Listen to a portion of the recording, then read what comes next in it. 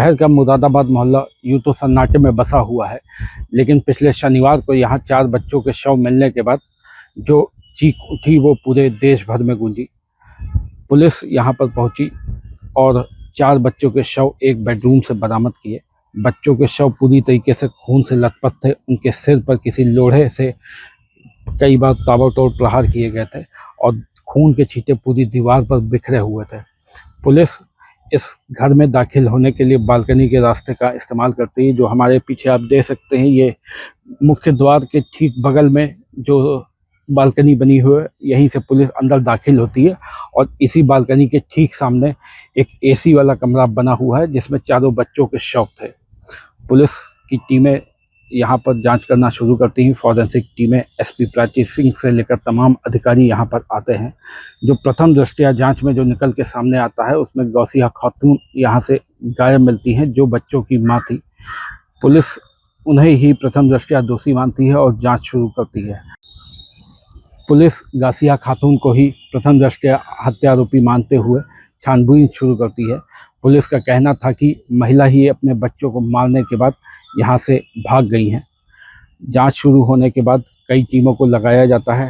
रात भर इस पूरे एरिया, जो आप हमारे पीछे उनका घर देख सकते हैं और जो पूरा मैदान है, इसको पूरी तरीके से खंगाला जाता है। झाड़ियों में भी काफ़ी खोजबीन चलती है, लेकिन रात भर में पुलिस के हाथ कोई सुराग नहीं लगता है।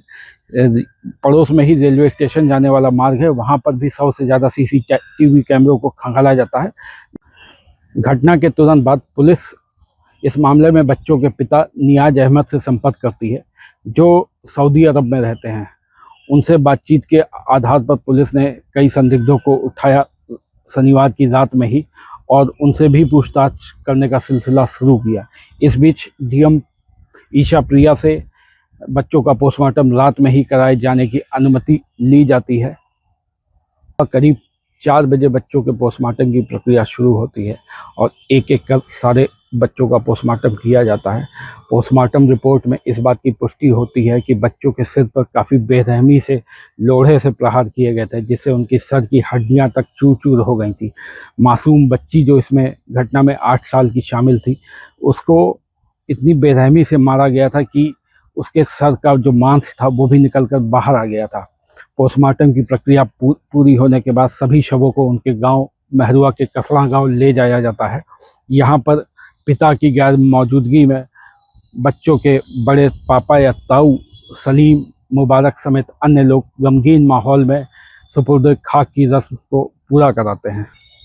जो पुलिस बच्चों की मां को हत्यारोपी मान के चल रही थी और उसकी तलाश में जुटी हुई थी, उसका शव मिलने के बाद पूरी कहानी ही पलट कर रह गई। आरोप प्रत्यारोप के दौर लगना शुरू हो गए। पुलिस की थ्योरी को ही गलत ठहराया जाने लगा कि कैसे किस प्रकार से पुलिस ने 2 घंटे की जांच में महिला को ही हत्यारोपी साबित कर दिया। पहले 4 बच्चों और बाद में उनकी मां गासिया खातून की हत्या ने इस पूरी थ्योरी में नया मोड़ ला दिया और पुलिस के अधिकारी यहाँ पर जांच करने में जुट गए नए सिरे से। एडीजी से लेकर तमाम अधिकारियों ने रात में इसी घर को काफ़ी देर तक खंगाला। घर के इंच इंच को नापा गया। फॉरेंसिक टीमों ने दोबारा नए सिरे से जांच शुरू की। सऊदी में रह रहे नियाज अहमद से दोबारा फ़ोन पर ही पूछताछ की गई। उसमें पता चला कि कुछ महीने पहले महिला का और उनके बच्चों का एक यहाँ का शातिर अपराधी है मीरानपुर मोहल्ले का आमिर, उससे कुछ विवाद हुआ था। विवाद काफ़ी बढ़ गया था, गाली गलौज भी हुई थी। उसके बाद इस मामले में नियाज अहमद को भी बीच में उतरना पड़ा था। उन्होंने फ़ोन के जरिए आमिर के रिश्तेदारों को फ़ोन किया और उसकी शिकायत दर्ज कराई। साथ में उन्होंने यह भी चेतावनी दी कि अगर दोबारा इस प्रकार की कोई घटना होती है तो वो पुलिस के पास भी जाएंगे। इस एंगल पर काम करते हुए पुलिस न सिर्फ कामयाबी की ओर बढ़ना चालू हुई, बल्कि कड़ी से कड़ी भी जुड़ने लगी। सुबह होते होते एक तरफ गासिया खातून का पोस्टमार्टम कराया गया, उधर दूसरी ओर आमिर की घेराबंदी भी शुरू। हत्या, अपहरण, गोकशी और रेप जैसे अपराधों को अंजाम देने के बाद आमिर पूरी तरीके से अभ्यस्त हो चुका था। उसके पास एक ऑटोमेटिक पिस्टल था, जिससे उसने पुलिस पर ताबड़तोड़ फायरिंग करनी शुरू कर दी। करीब 7 राउंड आमिर की ओर से फायरिंग किए गए। जवाब में इंस्पेक्टर श्रीनिवास पांडे से लेकर क्राइम ब्रांच की टीम और अन्य पुलिसकर्मियों ने भी 5 राउंड फायर किए, जिसमें 4 गोलियां आमिर के सीने को पार करते हुए निकल गईं। पुलिस की टीमें अपनी जांच का दायरा बढ़ाती हैं और इलेक्ट्रॉनिक सर्विलांस की मदद लेना शुरू करती हैं।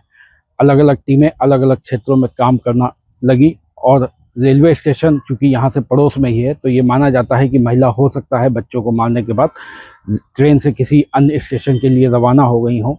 तो कई सीसीटीवी फुटेज खंगाले जाते हैं, लेकिन कोई संदिग्ध गतिविधि नहीं मिलती है।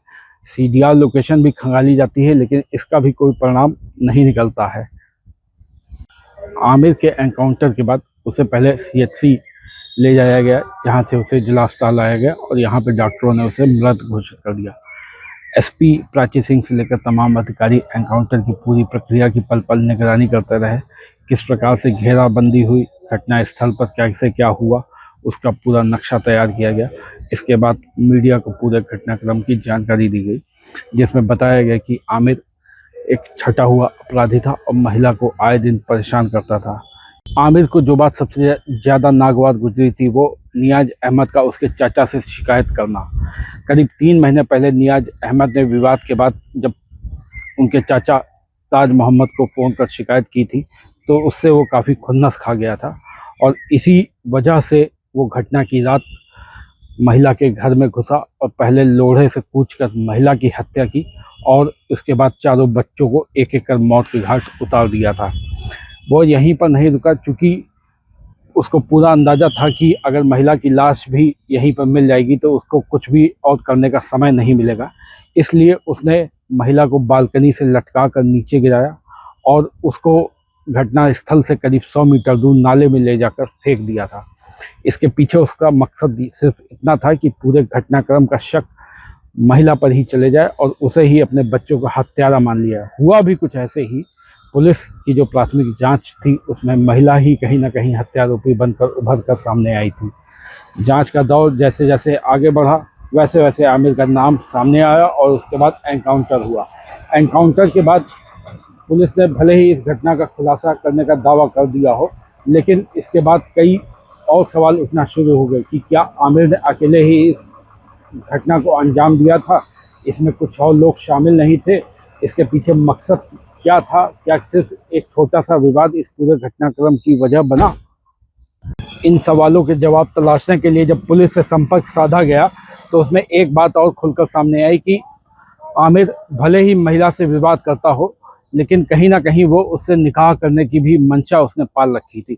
इसके पीछे उसका मकसद कोई प्रेम नहीं था, उसके पीछे उसका सीधा साधा मकसद सिर्फ इतना था कि उसका मकान और नियाज अहमद की ओर से जो हर महीने जो रकम भेजी जाती है, उसको वो हथिया सके।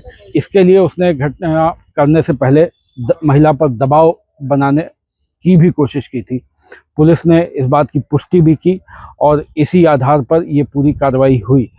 एनकाउंटर के बाद तमाम प्रक्रिया पूरी हो चुकी हैं और अब जांच का सिलसिला शुरू हो रहा है। मजिस्ट्रेट जांच के आदेश हो गए हैं। डीएम ईशा प्रिया की अनुमति के बाद एडीएम ज्योत्सना बंधु ने एएसडीएम राजेश कुमार को इस मामले की जांच का जिम्मा सौंप दिया गया है और उधर पुलिस की ओर से मानवाधिकार से लेकर तमाम आयोगों को इस एनकाउंटर की पूरी रिपोर्ट भेजी जा रही है, जिसकी जांच आने वाले दिनों में शुरू होगी। फिलहाल इस घटना के समय नियाज सऊदी अरब में थे और उन्हें समय से फ्लाइट भी नहीं मिल पाई थी, क्योंकि पहली बच्चों की हत्या के बाद मां का नाम सामने आया था। इस वजह से उनका मन भी कहीं ना कहीं खिन्न हो गया था और वो यहाँ आना भी नहीं चाह रहे थे। अपने 4 बच्चों के अंतिम संस्कार में भी वो नहीं पहुँच पाए थे। लेकिन महिला गासिया खातून का जब शव मिला है, तो नियाज ने यहाँ आने की तैयारी शुरू की और बुधवार को वो यहाँ पहुँचे। यहाँ पहुँचने के बाद पहले अपने घर गए, इसके बाद 5 दिन से पोस्टमार्टम हाउस में रखा अपनी पत्नी का शव सुपुर्दगी में लिया और अंतिम संस्कार की प्रक्रिया को पूरी कराया। इस उन्होंने पुलिस के पास जाकर पूरे घटनाक्रम की जानकारी ली। सीओसीटी इंस्पेक्टर श्रीनिवास पांडे समेत तमाम अधिकारियों ने उन्हें पूरे घटनाक्रम के एक एक पहलू को समझाया। कई घंटों चली वार्ता के बाद उन्होंने जो मीडिया के सामने आकर बयान दिया, उसमें वो पूरी तरीके से संतुष्ट नजर आए। उन्होंने कहा कि पुलिस की कार्रवाई से वो पूरी तरीके से संतुष्ट हैं और आमिर ही एक ऐसा व्यक्ति था जो जिनसे उनकी दुश्मनी थी और वही इस प्रकार की घटना को अंजाम दे सकता था। आमिर एक छटा हुआ अपराधी रहा है। 14 साल की उम्र में ही उसने पहली बार हत्या की वारदात को अंजाम दिया था। इसके बाद उसने रेप, गोकशी जैसे कई और अपराध किए। 19 साल की उम्र में उसने 5-5 हत्याओं का अंजाम देकर एक बड़े घटनाक्रम को अंजाम दिया, जिसके बाद उसका नाम पूरी तरीके से चर्चा में रहा। लेकिन उसका अंजाम काफ़ी बुरा हुआ। परिवार के लोगों ने शव लेने से इनकार कर दिया था और जैसे तैसे उसको पोस्टमार्टम हाउस से कब्रिस्तान ले जाकर उसको दफन कर दिया गया। ना कोई रस्म हुई, ना कोई रीति रिवाज हुआ। अब इस पूरे घटनाक्रम में नियाज के संतोष जाहिर करने के बाद कुछ खास कहने को बाकी नहीं बचा है, लेकिन लोगों के जहन में आज भी सवाल कई कौंध रहे हैं। आमिर ने जिस प्रकार से घटना को अंजाम दिया है वो किसी एक व्यक्ति का काम नहीं लगता है, ऐसा लोगों का कहना है। शहर से लेकर ग्रामीण क्षेत्रों तक ये हत्याकांड और इसका खुलासा आज भी चर्चा का विषय बना हुआ है। हर बच्चों और उनकी मां की हत्या के बाद मुरादाबाद मोहल्ले में आस पड़ोस के लोगों का रहना भी मुश्किल हो गया है। लोगों के मन में काफ़ी डर बस गया है। इसका प्रत्यक्ष उदाहरण यह है कि यहाँ के ज़्यादातर घर जो आगे पीछे बने हुए थे उनमें आज ताला लटक रहा है। लोग यहाँ पर रहने के बजाय यहाँ पर ताला लगा के अपने पैतृक गांव या अन्य स्थानों पर चले गए हैं। उनको डर सता रहा है कि कहीं उनके साथ भी कोई घटना इस प्रकार की ना हो जाए। ये घर चूंकि एकांत इलाके में बने हुए हैं, इसलिए लोगों का डरना भी लाजमी है। अगर आप ये वीडियो YouTube पर देख रहे हैं तो हमारे चैनल को सब्सक्राइब करें और बेल आइकन को दबाना ना भूलें। अगर आप Facebook पर ये वीडियो देख रहे हैं तो हमारे पेज को लाइक करें।